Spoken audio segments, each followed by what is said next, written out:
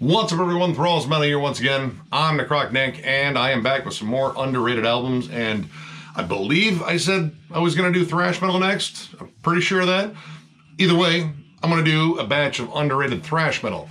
So once again, I kind of went through my collection, try to find some stuff that I think is maybe overlooked, underrated, underappreciated, all those different terms. And I kind of mixed it up a little bit. So there's a little bit of crossover in here. There's also stuff that comes from the 80s. There's also stuff from the 90s and 2000s, 2010s. So, you know, I wanted to get a nice variety here. And yeah, I just wanted to talk about some kick-ass thrash metal because honestly, it seems like we haven't really talked about a lot of thrash metal here lately. And well, I love it. So I figured, why not talk about it some more? And honestly, that's the only excuse I need, so let's get in this list of kick-ass underrated shit. Blood Feast, Chopping Block Blues. This is the second album from this New Jersey-based thrash act. Came out in 1989, and these guys were just kind of an odd band. I really liked their debut, but I kind of went with this one because it's a little bit more odd. The debut is definitely more straightforward. This one, I think the vocals settled down a little bit, and they got kind of strange. Like, this opens with a really interesting instrumental called The Last Remains that employs some strange keyboards and, I don't know, odd transitions, and those carry over into the next track, Hunted, Stalked, and Slain, which is just kind of an odd song, but it has killer riffs in between these very odd transitions. This is very close to Slayer, except the songwriting, again, is a little bit different, but when it gets into that Slayer fast, like, kind of Rain and Blood groove, it's pretty much spot on. But when you get down to like the strangeness that is Dropping Like Flies with its odd start-stop riffing and weird drum patterns, it kind of screams Slayer maybe trying to cover Voivod. And this album is just kind of goofy, but it's really good. Like, again, when they hone it in, when they dial in some great thrash metal riffs, they are excellent. So the song Born Innocent, that is very technical and very well written, and I love the riff structure, and it kind of forgoes the goofiness. In fact, it kind of starts off a little strange, and then by the early midpoint of the album, it starts really just kind of honing in on a really awesome thrash sound, but still kind of squeezing in its strange technical, I wouldn't call it avant-garde, but just weird songwriting elements. I really dig this. It is a very unique listen. Like, when it's straight ahead, it sounds like, again, very Slayer-ish, but it's these weird little songwriting tropes that are all over here that really make this stand out. Strongly recommend checking this one out. These guys are just kind of nuts on this one. Now, their other albums, I believe, are a little bit more straight ahead. This one, they kind of just embraced the weird a little bit, and it made this a really fun listen. Now, these guys are playing at Maryland Death Fest this year. I do want to see if I can get a chance to check them out, but then again, literally everyone is playing at Maryland Death Fest, so it might be a little tough. But regardless, I recommend checking this weird fucking fun album out. It's a fucking blast. Check it out. Ultraviolence, Privilege to Overcome. This is the 2013 debut album from these Italian thrashers. Well, at least they were here. We'll get into that. This band is actually kind of how I first met Chris, or Crypt, from Metalomania, because he invited me on to discuss their departure from this style. But again, I will get to that.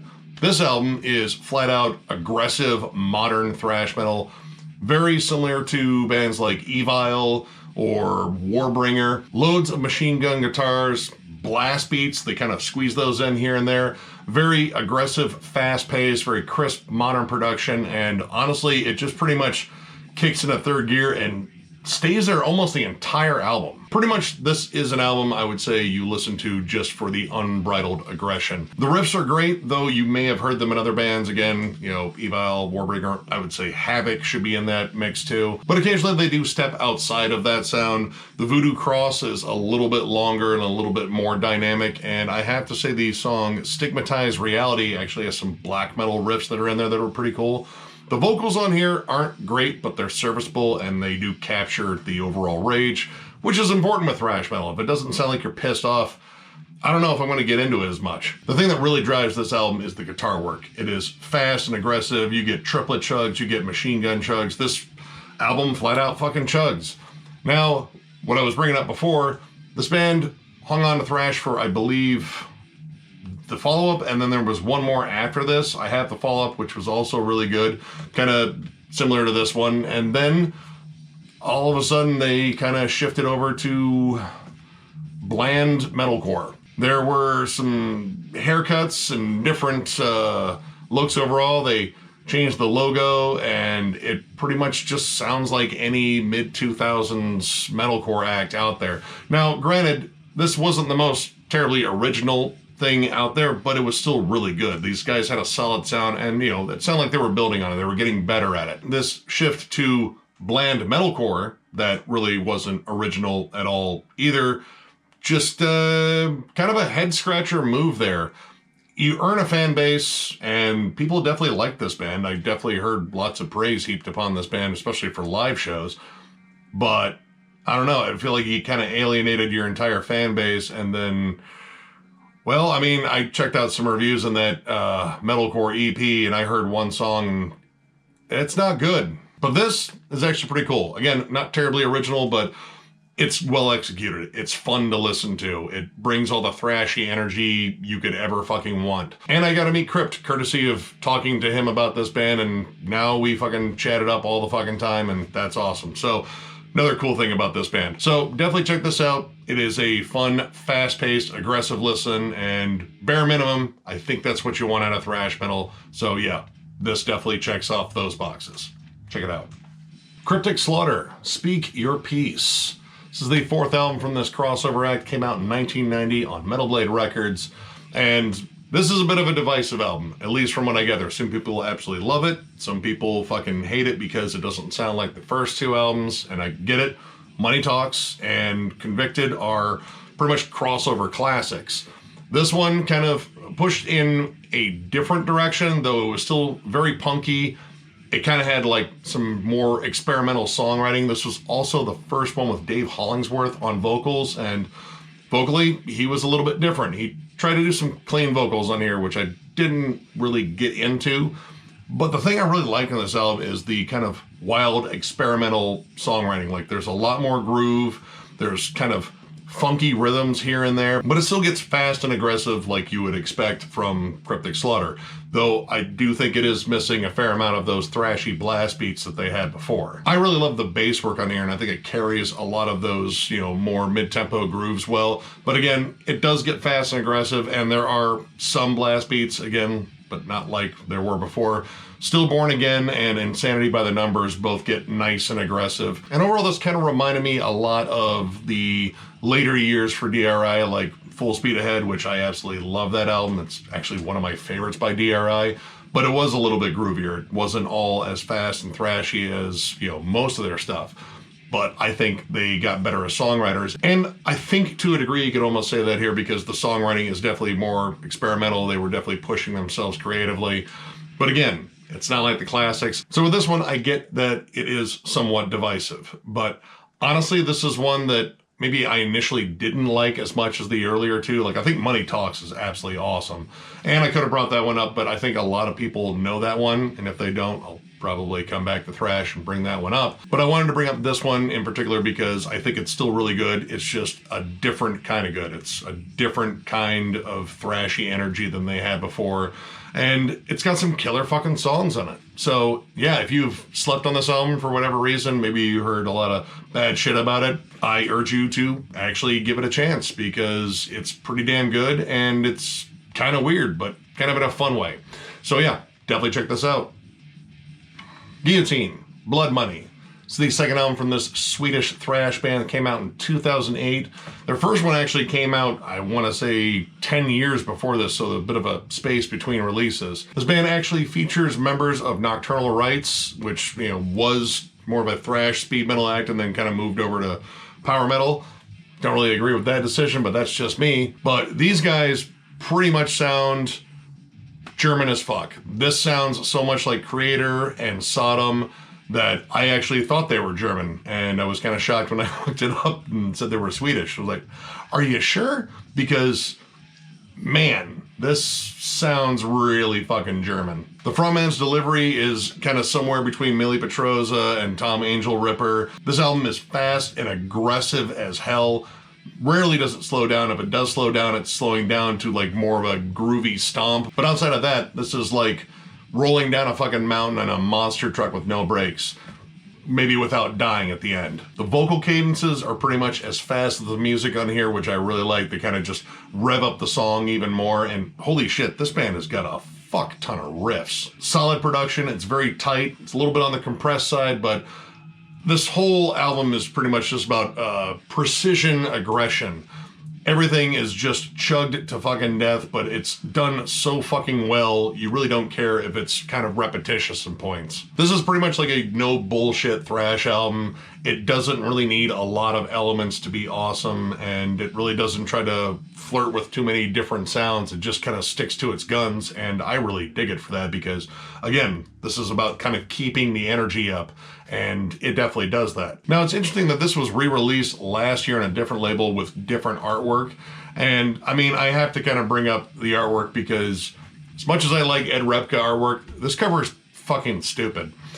You have, you know, of course, the blood money message, and you have, let's see, we got Gorbachev, we have Dick Cheney, George W. Bush, God, we have JR from fucking Dallas, and the Kingpin from that shitty fucking Ben Affleck Daredevil movie. I don't get it. Like, you just were kind of short on fucking characters, like they were actually politicians. And he's like, well, I just throw in the Kingpin and JR from Dallas. I don't know. This is honestly one of the most fuck it covers I think I've seen from Ed Repka. But, I mean, I suppose it's fun in its own way.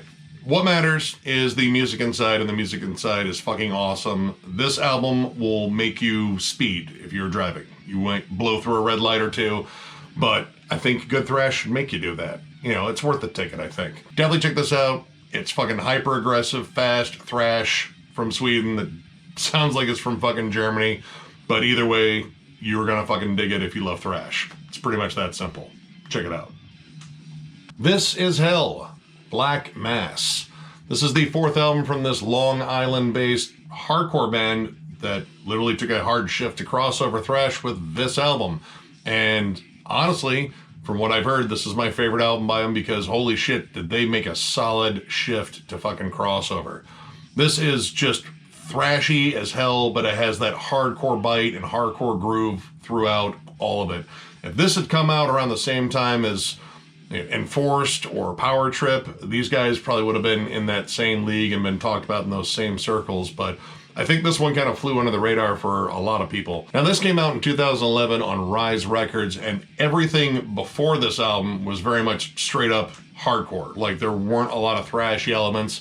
Yes, it was fast, but it was more hardcore fast. There really wasn't the machine gun riffing. There really weren't a lot of leads at all. The vocals were more of just a straight hardcore bark, and they are still kind of here, but there's more of an attempt to carry a tune on here, and I think that kind of adds a lot. Actually, it matches up with the rest really well. This band definitely showed a lot of growth from their earlier stuff. Now, I like that stuff, but I think this kind of echoes with me a little bit more because I grew up a thrash fan, and hearing them sort of inject that into their sound really fucking just opened a whole world of dynamics. The title track on here has these killer stomping breakdown grooves on it, but it also peppers in this almost kind of Mastodon-ish bridge. And when you hear the opening to songs like Acid Rain or Salt of the Earth, those are pretty much already made for moshing, like they're gonna start spinning as soon as they heard the first fucking riffs. Now, this band, I believe, is still around. I think they put out an album in 2016, though I did not hear it, so I can't say for certain as to whether or not they stuck with the crossover sound, but I really hope they did because I am gonna try to hunt down that album just to at least hear it because I kind of forgot about these guys, unfortunately, and again, that's another reason I like doing these underrated videos because there's a lot of stuff that I haven't jammed in a while, and while I'm kind of compiling these lists, I come across stuff like this, like, holy shit, I remember really liking that, and then come back to it, and often I end up really liking it again, or sometimes I'm like, maybe not this one. Since I've been listening to shit like, of course, Power Trip and Enforced and a ton of other crossover thrash bands, hearing this again was like, man, this came out in the wrong era. If it had come out like last year or 2020, this would have been talked about a fuckload more. Pretty much if you love crossover thrash and just kind of biting hardcore and big stomping grooves, I mean, pretty sure you're gonna like this. So definitely check this one out. Check out their earlier stuff too. It is not thrash. It's definitely more hardcore than anything else, but it's still really good. But this shit right here whoops ass, and you should check it out. Devastation, Signs of Life. This is the second album from this Texas-based thrash act, came out in 1989. I actually brought up their third album, Idolatry, in a very early underrated albums because I absolutely loved it, and I actually went out and found this one, and this one is also really good, and I actually brought it up in a collection update fucking forever ago, but fuck it, I want to bring it up again because this is a solid fucking album. Now, this definitely embodied more of that later thrash sound. In fact, there's spots in here that I'd almost say is more death thrash because these guys like a very fast style where it's almost like a thrashy blast beat, kind of similar to bands like Morbid Saint or Sadus, or maybe like Slayer a little bit, or even like early Anacrusis before they kind of took a step more into like progressive territory. The riffs are fucking heavier than hell. There's more of a dark, sinister vibe to a lot of the stuff on here. The vocals aren't the best, but they're pretty adequate.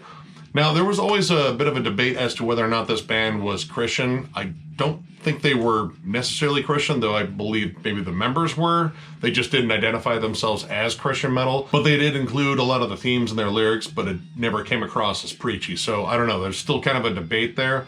But what I do know is this band was awesome, and unfortunately short-lived. After the third album, they broke up. And this was kind of their big step up. Their debut album was okay. I jammed a bit of it on YouTube. I still don't own that one, but this was a giant step forward just in terms of songwriting. The lead work was better. Just pretty much everything got better. And with the third album, Idolatry, I think is even better than this one. But still, this is really good. But again, the thing that I liked on this was you heard them really step up and kind of rein it in a little bit and become more mature songwriters. This album flat out whoops ass. This might not be as good as their third album, but it is still a great fucking thrash album. And I like that later 80s, early 90s thrash sound that really started to kind of come out of them. Like, it became a lot faster, a lot more aggressive. It had a little bit of that death thrash sound. It kind of made it a little bit more aggressive. Great album. I strongly recommend checking this one out. Check out Idolatry, obviously, because that album's fucking brilliant too. But this one, fucking great too. Check it out. Negligence, Coordinates of Confusion. This is the second album from this Slovenian thrash band. It came out in 2010 on Metal Blade Records. And honestly, the only Slovenian thrash band I think I've ever heard of, though this band is not around anymore. Now, this was pretty much a blind buy for me back in 2010. I really knew nothing about this band. I believe my buddy who ran the record shop says, well, it says it's thrash. And I was like, oh, that's good enough for me. I'll check it out. Sometimes I'm literally that easy.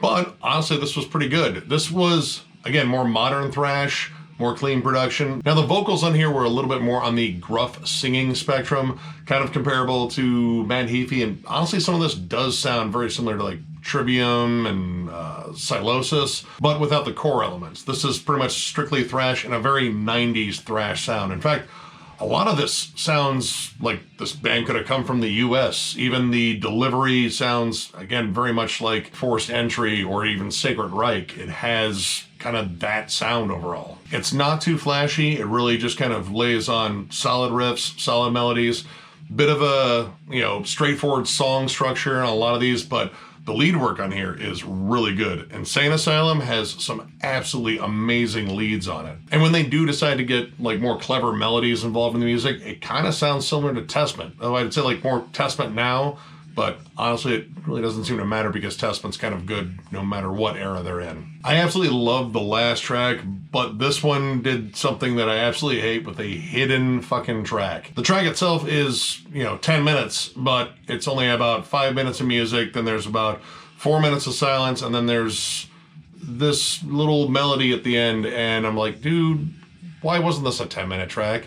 I felt like, the song was building up. There was a lot of cool dynamics in it. Like, okay, we're kind of ramping up. We're kind of getting a little bit more outside of the box versus the rest of the album. And then it just kind of quits, which sucks because I really enjoyed this and I didn't want to find any reason to really bitch about it. But man, that kind of made me want to bitch a bit. So here I am bitching. But outside of that, I really enjoyed this. This is a solid fucking thrash album. A little bit more on the modern side. It definitely, again, sounds more like Modern Testament, but I have no problem with it sounding like Modern Testament because Modern Testament fucking whoops ass. Now, as I said, this band is defunct. They actually broke up in 2018. I believe this was their last release. They might have had some shorter offerings like EPs or compilations after this, but I believe this was it, which means Probably could have done a retro review for it, but I don't know, we still might. It'll just kind of get pushed back a couple of years. So, again, if you like your thrash a little bit more melodic and you like the sound of current Testament, I would say definitely check this one out. It's a fun listen. Prong Force Fed. Their debut full length came out in 1988, and back in 1988, they were a crossover thrash band. Now, granted, Prong's sound has changed a lot. They kind of became groove metal, maybe industrial metal. I don't know, they kind of settled back into groove metal now. But back in the day, they were a very punky, hardcore-oriented crossover thrash band, and that is definitely echoed on this. Now, again, this was one I brought up a long time ago, just not this album. I brought up their EP, Primitive Origins, and this pretty much continued on with that, though this has more tracks on it, which is about the only difference. This is straight up crossover thrash. It's very aggressive, has a very live feel with the production, which the production's a little uneven. Some songs seem louder than others and maybe mixed a little bit more crisper. Like occasionally you will hear the guitars have like a more pronounced crunch than on other ones. It'll be a little bit like thinner and a little bit muddier. But overall, it's the fucking pit spinning fucking energy on here. Like this is D beats and fucking just thrashy moshers pretty much across the board. There's tons of that hardcore punk energy all over this, and honestly I would say this is probably their fastest, most aggressive album. They still get fast and aggressive here and there, but this was kind of that unhinged aggression, like let's just play fast and see what the fuck happens. Mosh pits happened. That's what happened. But another thing they did was establish themselves as a new budding act back then, and this album flat out rips. This was an awesome one to go back to.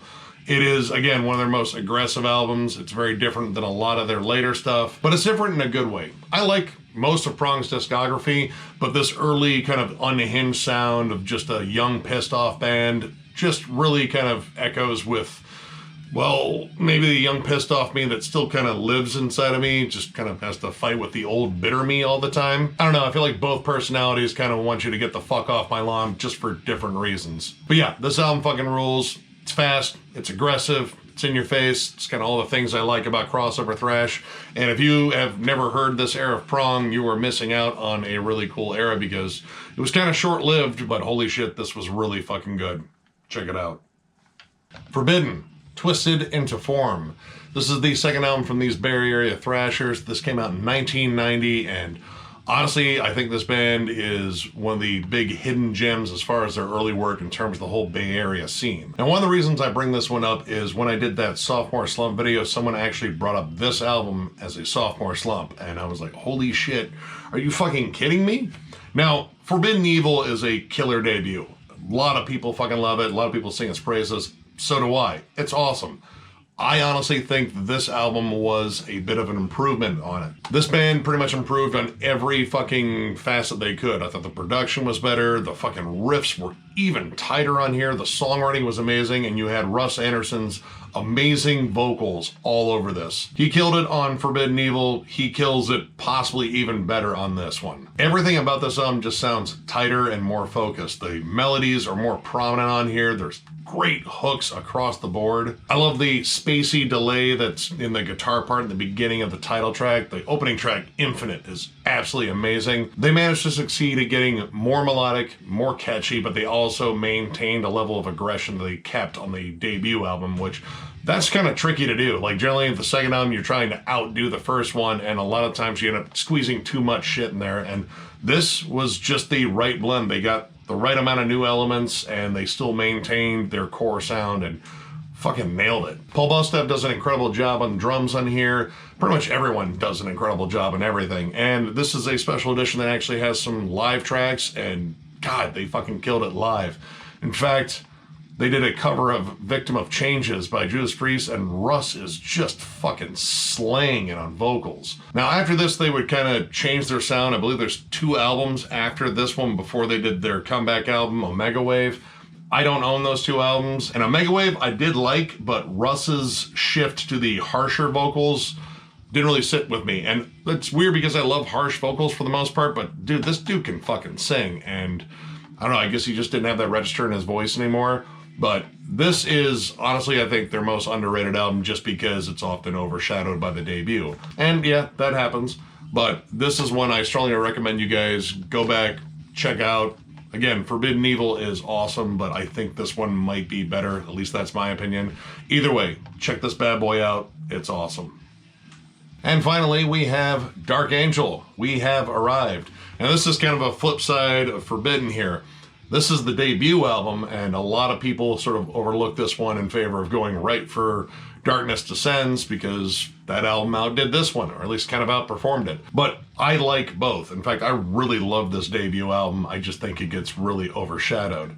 Now, this was their first album. This was before Gene Hoglan even joined the band, and this was definitely more kind of Slayer worship. Now, despite saying it's very Slayer-ish, this is a little bit slower of an album, at least in comparison to some of their other stuff, especially Darkness Descends, which that fucking album is fast as hell, and Gene is just fucking flying on there. This actually featured Jack Schwartz of Holy Terror on drums, and he was just pretty much just doing straightforward drums, like very much in the pocket, but still delivering really aggressive sounding drums. And honestly, maybe kind of the issue with this album was it came out in 1985, and it's already kind of sounds like Show No Mercy, which that album was already 2 years old at this point, and it already kind of sounded dated because Slayer had started sounding much better already, and Thrash had already started like evolving quite a bit. So this kind of sounded a little too old school for its own good. And by the time Darkness Descends comes out, that shit is notably more heavy, more aggressive, and kind of different at the time.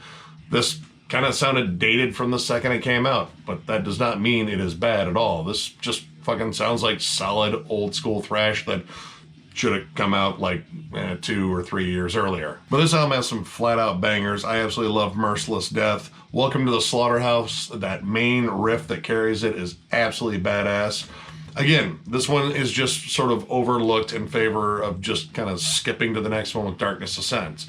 I get it. That album's fucking awesome, but this one, I think, gets ignored a little bit too much. So if you've never jammed this Dark Angel album, you missed out. It's definitely different than, I'd say, everything else in their discography, but that is, again, not to say it's bad. That's actually fucking really good. So yeah, definitely check this one out.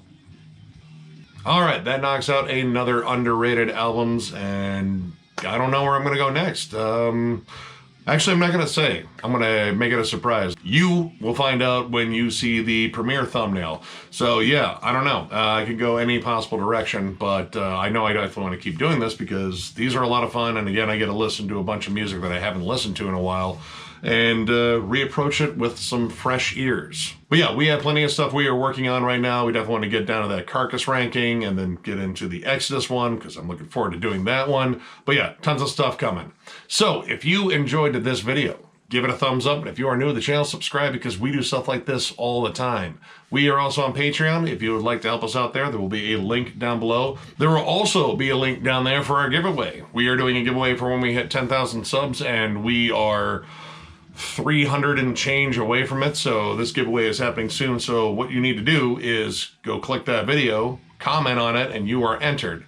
We're going to give away a t-shirt, a vinyl, and a $100 gift card to Bandcamp because 10,000 subs is definitely something to celebrate, and thank you all for that. And beneath that link for the giveaway, there will be a link to our website, thrallsmetal.com, and that is a more direct way to purchase a shirt if you would like to get a shirt. We have a larger stock this time. We do have more in the way of 3Xs and 4Xs, so we can actually accommodate some larger sizes this time because we ran out really quickly last time. But yeah, if you are interested in a shirt, click that link down below, and yeah, with that, I want to say thank you all very much for watching once again because you all fucking rule, and we will catch you later.